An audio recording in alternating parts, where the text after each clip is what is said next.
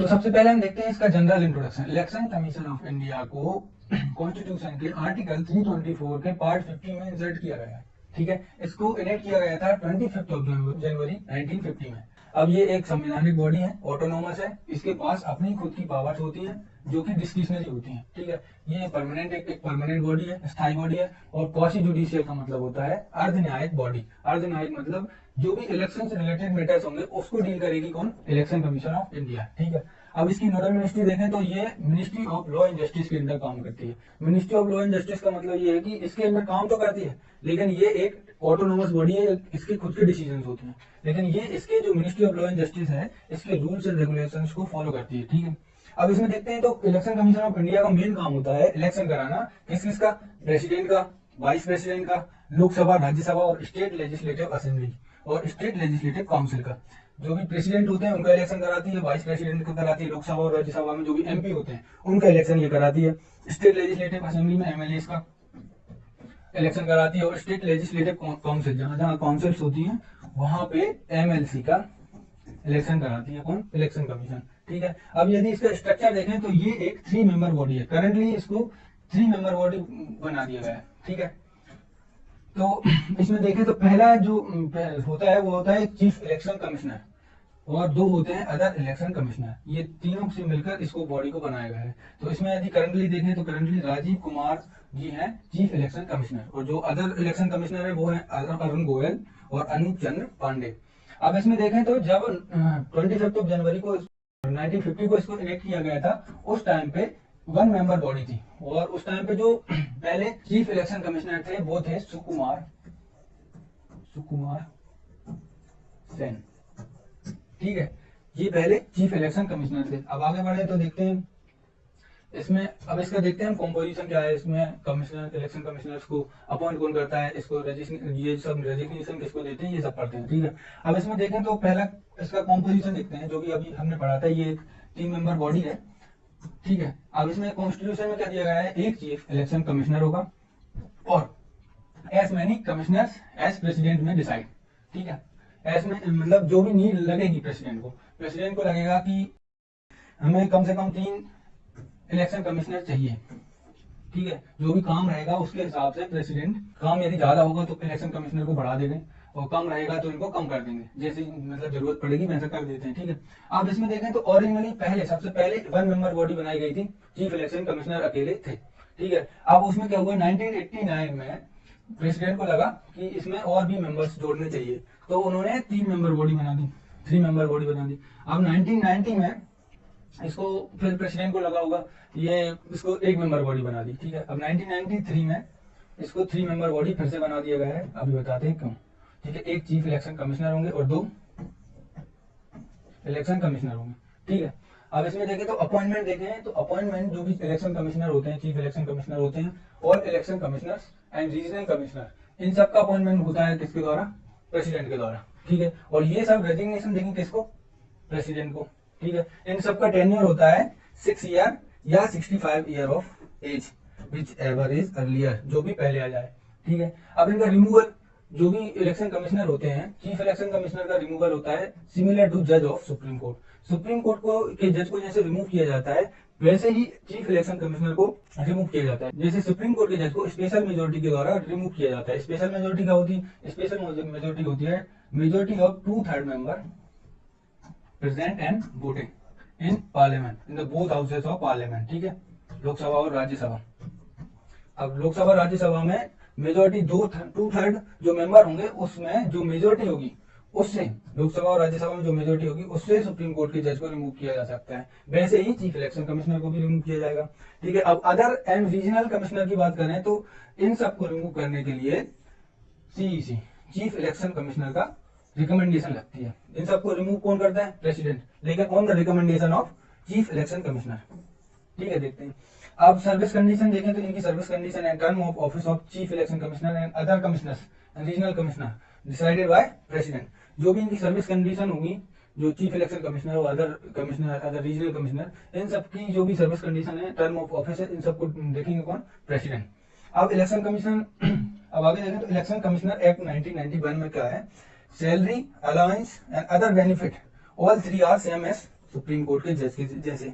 अब supreme court के जज की जो भी सैलरी होगी, जो भी उनके अलाउंस मिलेंगे, जो भी उनको सर्विस कंडीशन दी जाएगी, वो मिलेगी कैसे, जैसे सुप्रीम कोर्ट को जज को मिलती है, सुप्रीम कोर्ट के जज को जैसी अलाउंस और सैलरी मिलती है, वैसे ही इलेक्शन कमिश्नर को भी मिलेगी। ठीक है, अब देखते हैं इसमें आगे देखें तो articles related to election commission.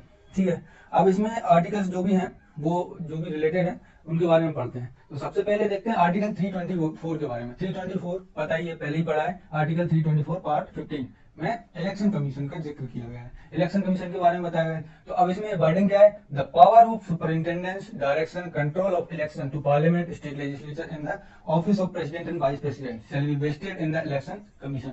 एक इलेक्शन कमीशन बनाई गई है, उसके पास इन सबके इलेक्शन कराने की पावर होगी, वो लिखा है आर्टिकल 324 में। ठीक है, अब आर्टिकल 326 देखते हैं, इससे रिलेटेड क्या है। इसमें है यूनिवर्सल एडल्ट फ्रेंचाइज, इलेक्शन करने की एज कितनी रहेगी, 18 ईयर ऑफ एज रहेगी। ठीक है, अब ये सब पहले क्या था, ये सब किया गया है जिससे 61st कॉन्स्टिट्यूशनल अमेंडमेंट एक्ट 1988 में।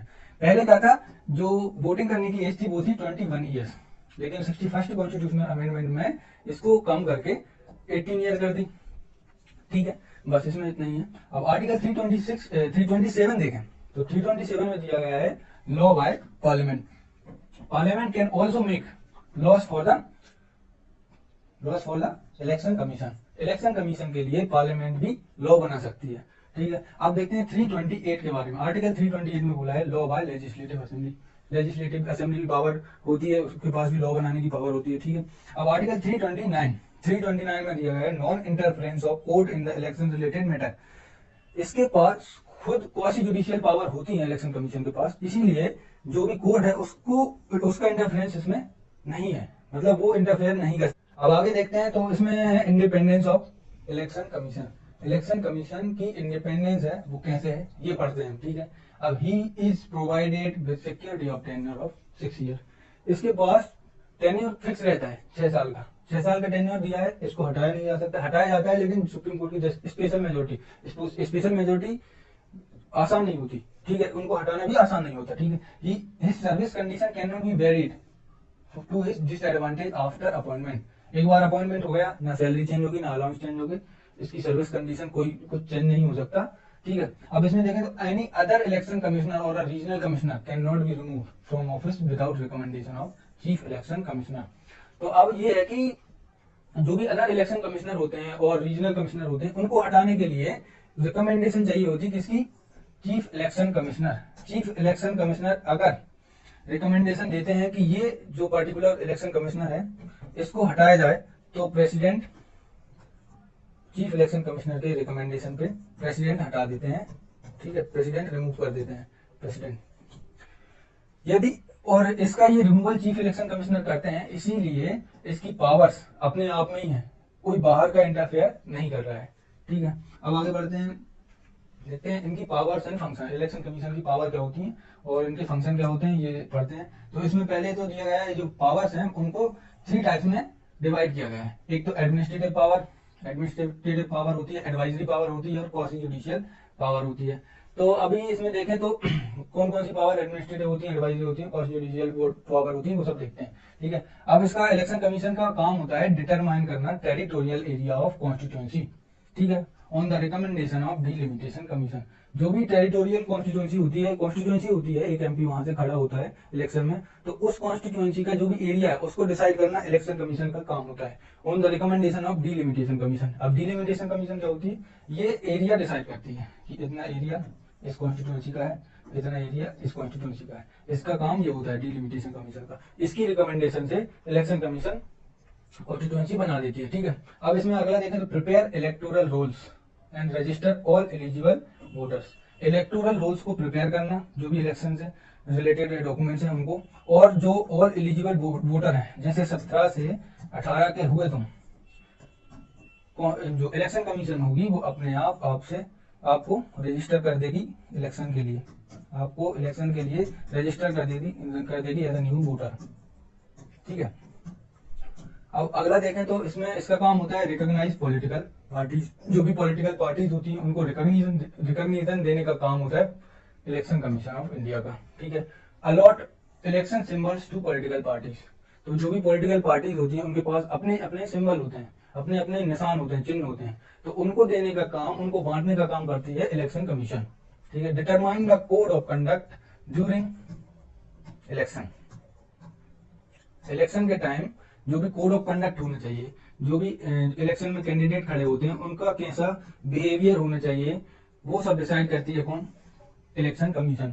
अब इनकी जो इलेक्शन की डिसाइड करती है डेट्स, जो भी इलेक्शन की डेट है, कब इसका इलेक्शन किया जाए, इसका शेड्यूल कब कौन सी कॉन्स्टिट्यूंसी में किया जाए, और स्क्रूटिनाइज नॉमिनेशन पेपर। अब नॉमिनेशन पेपर को स्क्रूटिनाइज कौन करता है? जैसे एक कॉन्स्टिट्यूंसी है, उसमें 2 कैंडिडेट है, वो गए हैं किसके पास? डीएम के पास या कलेक्टर के पास। वो होता है इलेक्शन कमीशन के द्वारा बनाया गया रिटर्निंग ऑफिसर उस कॉन्स्टिट्यूंसी का, उस डिस्ट्रिक्ट का। तो जो डिस्ट्रिक्ट कलेक्टर होता है उसके पास ये सब नॉमिनेशन पेपर सबमिट करते हैं।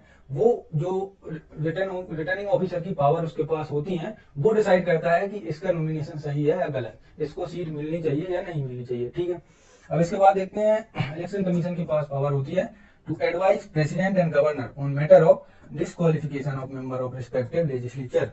तो इलेक्शन कमीशन की एडवाइजरी पावर, जो एडवाइजरी पावर होती है वो ये होती है कि एडवाइस करना प्रेसिडेंट और गवर्नर को, जो भी एमपी हैं, एमएलए हैं, उनके डिस्क्वालिफिकेशन पे जो भी एडवाइस होती है वो देता है कौन? Election commission. प्रेसिडेंट को, एमपी के लिए, गवर्नर को, एमएलए के लिए, अलग अलग स्टेट में। ठीक है, ये सब पावर होती है इलेक्शन कमीशन के पास। आज का लेक्चर यहाँ पे खत्म होता है। थैंक यू, जय हिंद।